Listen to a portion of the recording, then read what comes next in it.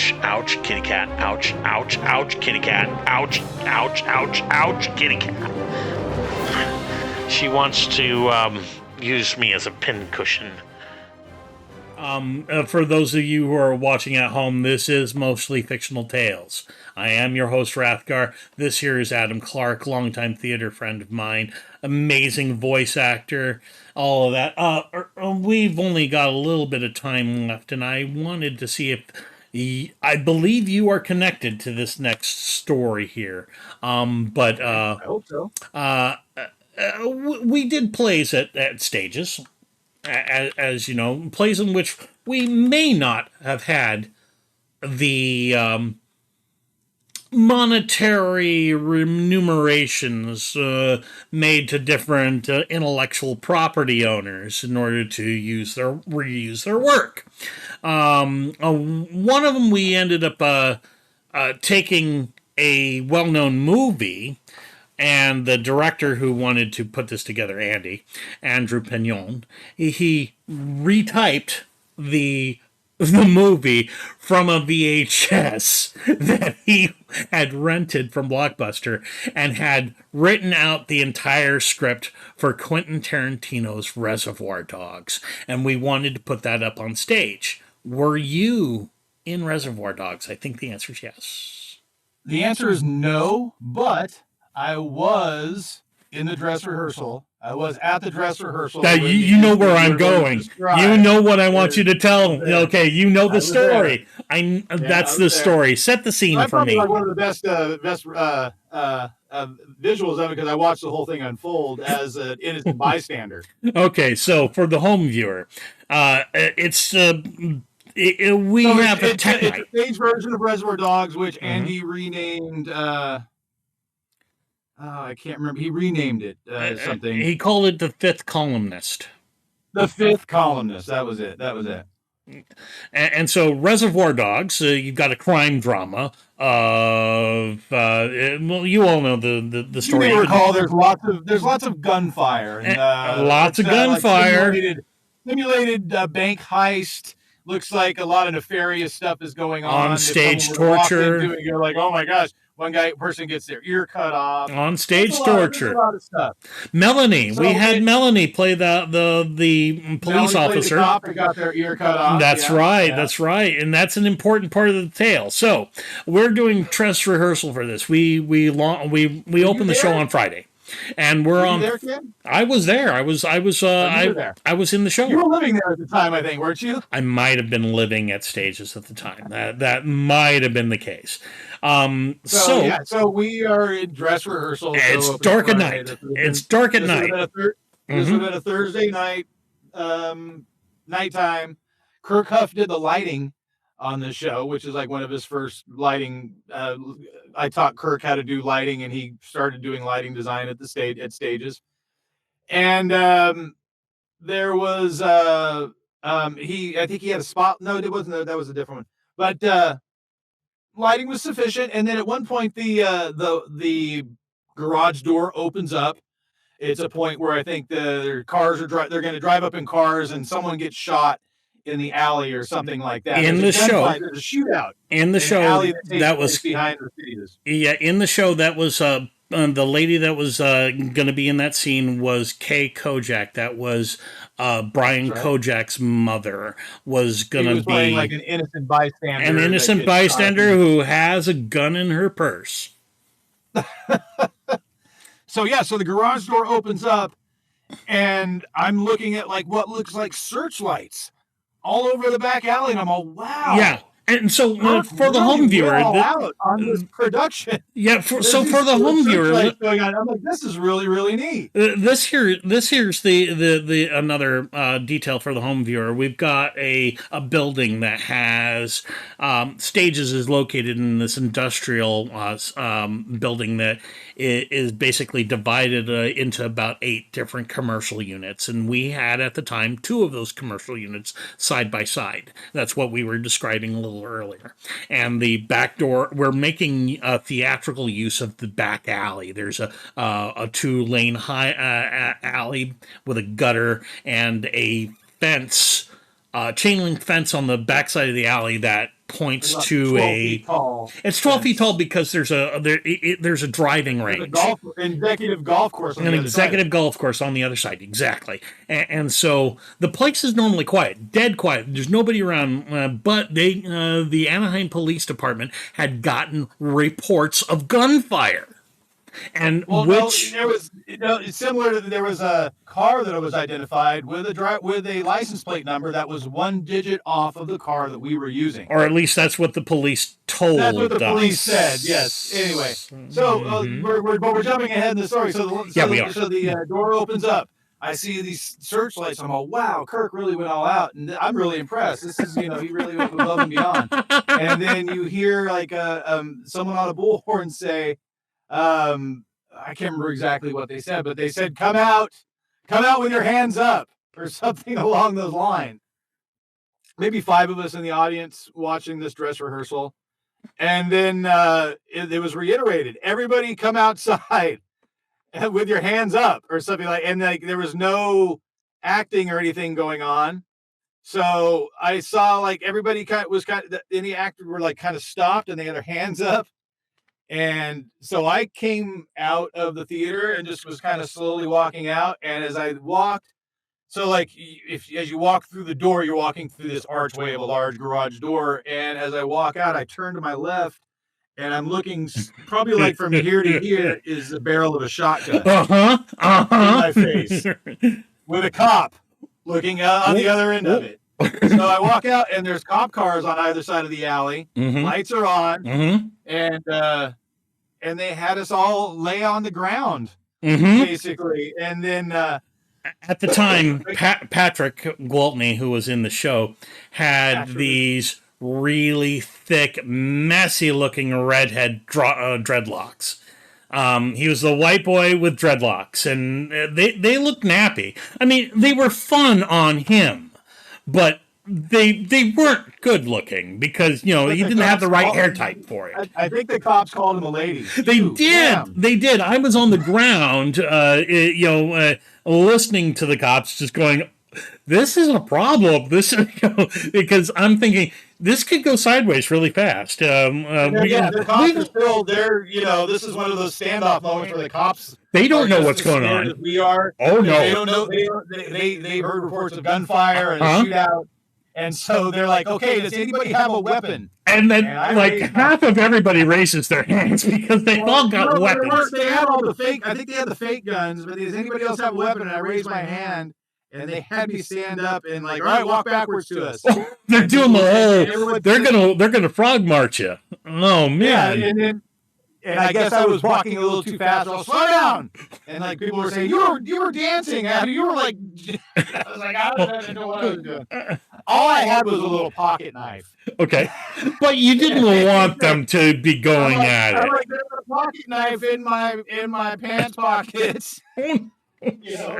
So eventually it all calmed down and they realized that we were a theater, that we're doing a theater production. While we're on the ground. Okay. And from that point on, anytime we had any live gunfire in the show, we called the Anaheim Police Department before the show and said, "Hey, we're doing this theater in Anaheim. We're going to be shooting off some blanks tonight.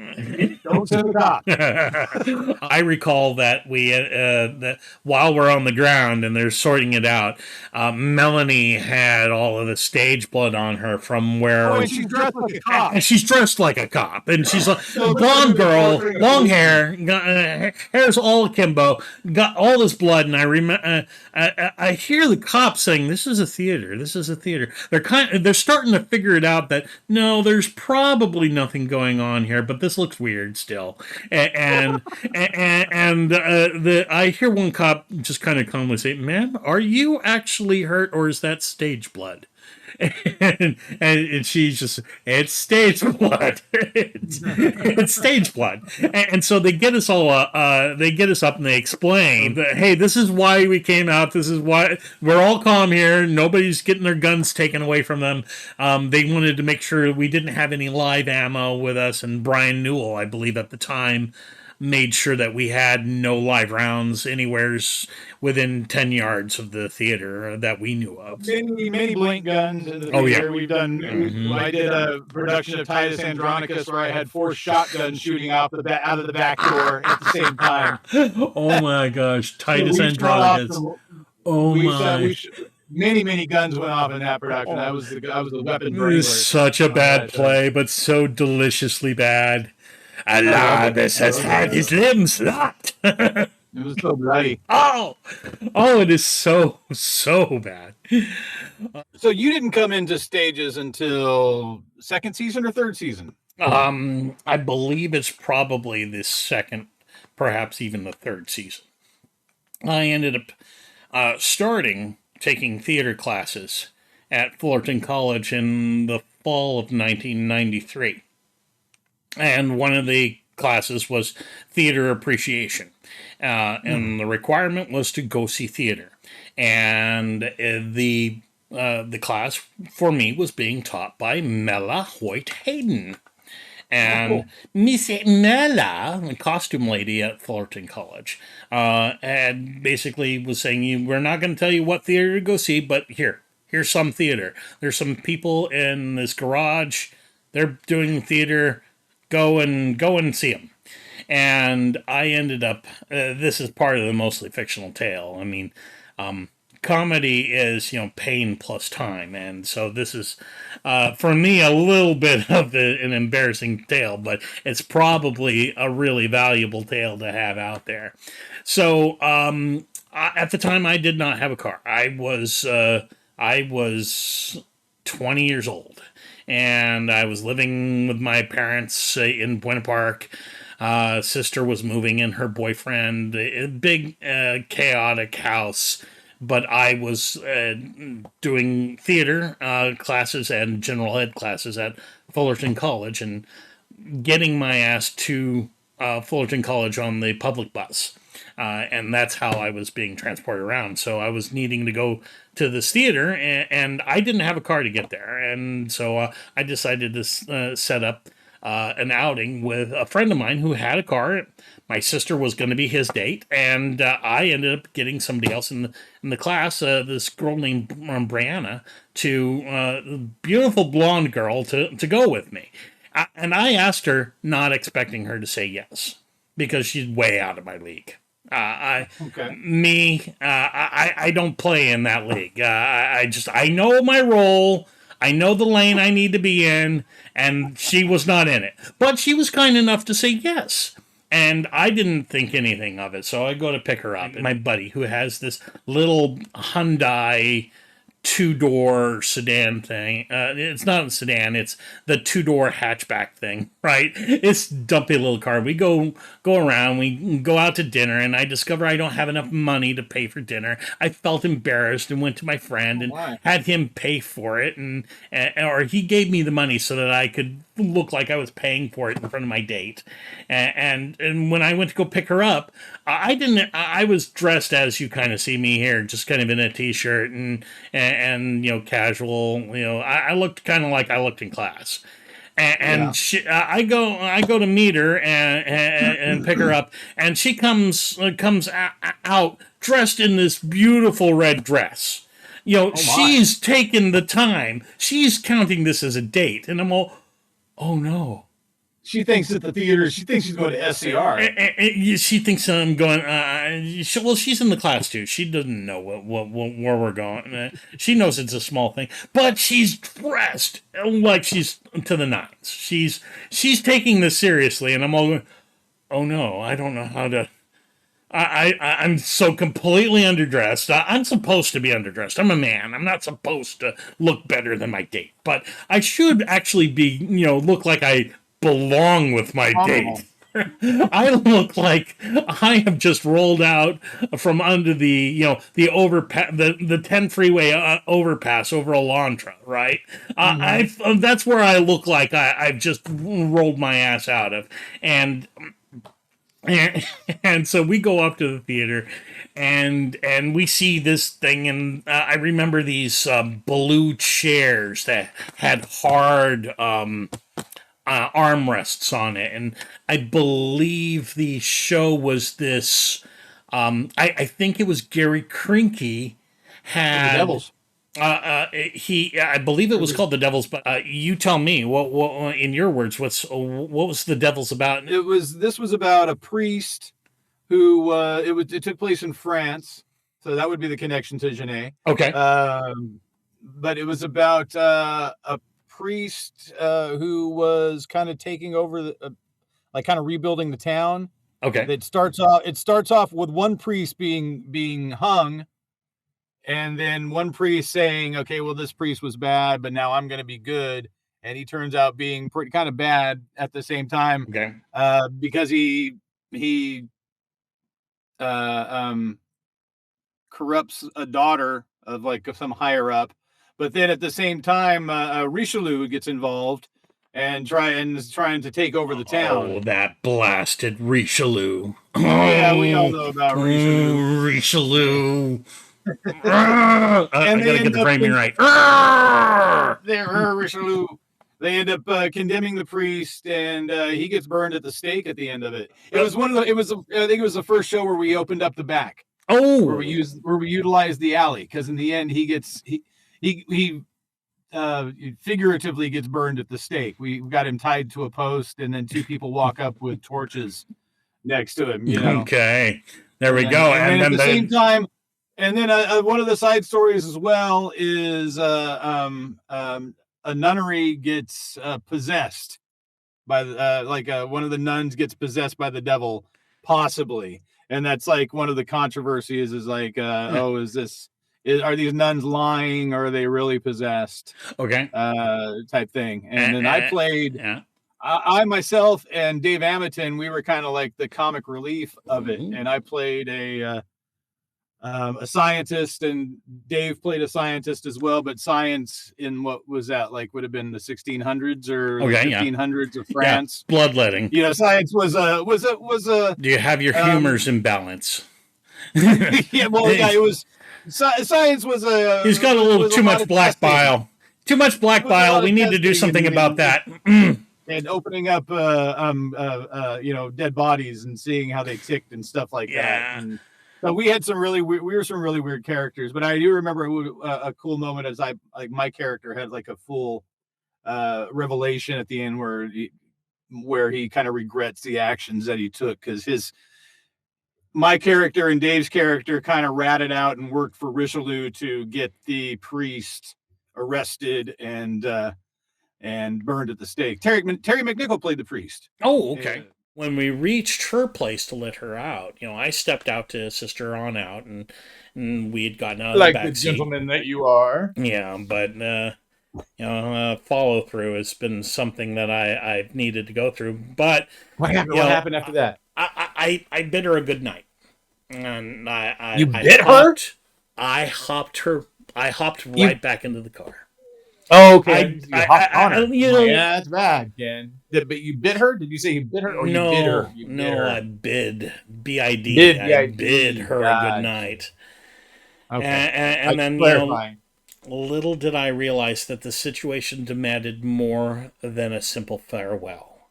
And in that moment, I missed the cue that she threw a rock through her window. Yeah, she might have expected a proper goodnight walk back to the door. And perhaps, you just did you even stop the car, or did you slow down enough and just kick her out the door? You see, I wasn't. You've got the spirit of the story. You certainly got the spirit of the story going on here. No, I wasn't driving because I didn't have a car. I didn't have control. So you were able to kick her out the door while your buddy kept driving. You see, yes, we could have advised her that she should tuck her knees up to her chest real tight and just kind of roll into it. You roll with the momentum of the car. Just don't try to make yourself a solid Come back object. To the theater again soon. Yeah. Just when you hit the ground, go ahead and just lean. Just allow the force of the hit to kind of propagate through your body. Roll with it, and you'll be just fine. Just fine. We'll save 30 seconds. Shot? Did you you didn't walk her to the door? I did not walk her to the door. I missed that cue, and I might have gotten a standard goodnight kiss out of the whole thing, and What was the cue? Was she like standing there while you drove off and like looking like bemused? Like, my imagination says that she was standing there at the door, but she was not bemused. so That was what my imagination says. She got out of says. the car. She made a beeline for the door. She might have been, but up until that moment, Adam, I had never actually had a chance in my life to share such a moment. And I had a similar situation when I was living in Los Angeles. I was interning at the Center Theater Group, which was the Amundsen Theater and the Mark Taper Forum. Yeah, I got a little intern job there through but Gary Gardner, right? Yeah, I know that name. Was at UCLA. I know that name. Yeah, I've never met the man. He was a really, really beautiful man. He got me an internship there, which got me into shows at the Mark Taper. But I met a girl there, and she probably thought I was like involved with the Mark Taper Forum and whatnot. And I asked her out. I think she worked at the restaurant wherever the after party was. And at the time, I said, "You want to go see some theater?" And we'll take you to see a show in Orange County. At the time, I was driving a beat up '69 Volkswagen, okay, which was in bad shape. Yeah. And was it a Beetle or was it the bus Volkswagen? No, it was a Bug. It was a Bug. Tully had a bus. That's right. Tully had the bus. It was a Blue Beetle. His name was Olaf. Olaf, the Blue Beetle. I'm sure this girl was expecting to be picked up by at least a better looking car than my beat up Bug, and taken to some fancy theater, to go see a major play. But no, I drove her to Orange County to you drove her to Orange County. I thought you liked this woman. Park to a theater. Wait a minute, Adam. Did you like this woman? It was our first date. But and you thought taking her to Orange County was going to be a great first date. Because I was proud of my theater, and what the great thing about the stages too is you could bring alcohol. You could bring. I had a bottle of Bailey's. We were just gonna drink some Bailey's on ice, and then I get there, and I go to pour it in the glass, and the Bailey's was bad. No, it congealed. So first off, we're driving to Orange County to an industrial park. I go to pour a drink. The drink's congealed. Then the show starts. Views of the Flesh. That sounds familiar. It's a very sexual show, and I don't remember the gist of it. Was Gary? Did this a Gary Krinke show? No. It was Todd wrote it. Todd wrote this one, if I remember correctly. All right, but all right. It was a creepy show to take a first date to, in an industrial park theater in the middle of Orange County. Yeah. And so, needless to say, that was the only time I ever went out with this girl. Oh, you see, I thought I was the only one where you're not the only one. Then everybody has a bad day. Where the art put out by Stages has destroyed dating lives of more than just one person. Anyway, so like I said, I had never taken a girl out on a date before. I'd never taken, I'd never done the standard, I'm at your door, let's do the good, the awkward goodnight kiss kind of thing, or maybe not so awkward, but I knew her dad was, not far away inside the house, so... Probably with a shotgun. Very likely, but and at that point, I wouldn't even considering it a date at that point, but I'm stupid, and I let her go up to the door, and, and part of it was, in that moment, I've given a lot of thought, and to this, because it's valuable to be able to articulate moments in your life which are embarrassing. They're maybe actually the most important tale you can tell to people is when you were embarrassed, and that you are no longer embarrassed by that. I'm not sure I'm not embarrassed by this, but You're a bigger man because of it, Ken. Certainly I'm a bigger man. It builds calluses. Oh, Builds north of calluses on your three, psyche. north of 3 bills these days, and I'm not happy about that. But who is? I'd never had that chance up the, and it was mostly in many ways due to the financial constraints and lack of control over transportation. This was a sense of unworthiness that actually plagued me for a long time, and Yeah. I didn't fully comprehend it at the time. Looking back, I realized I should have gone the extra mile. I should have given her a proper send off. It would have erased any doubts that she might have had that she was good company, because she sure was. Instead, my own insecurities may have painted the wrong picture. Is this something you've harped on your whole life? This is something you've thought about? I kind of have. This kind of like left her with a memory that suggested that I didn't value her company as much as I truly did. Have you ever talked with the girl since then? No. Ooh, I talked to her a little bit in class the following week. You need to have her on the show. I will have to hunt her down, and we will have to get the other side of that story. You know what? There's value to that. There is value to that. But that is the end of this thing. Is that I had an opportunity at that point, and I let it slip. Placing a pin here. I promise you, I have more in the tank with Adam. If you like what I've done here, and you need to see me do more of it, you can help me out in a couple of simple ways. Like, comment, share, and subscribe on this video. It seems small, but it will mean the world to me. The real difference makers, you'll head on over to Patreon. The link is in the description below, and I cannot do it without you. Rathgar here, once again reminding you all, you be good, but if you cannot be good, don't be caught. Okay?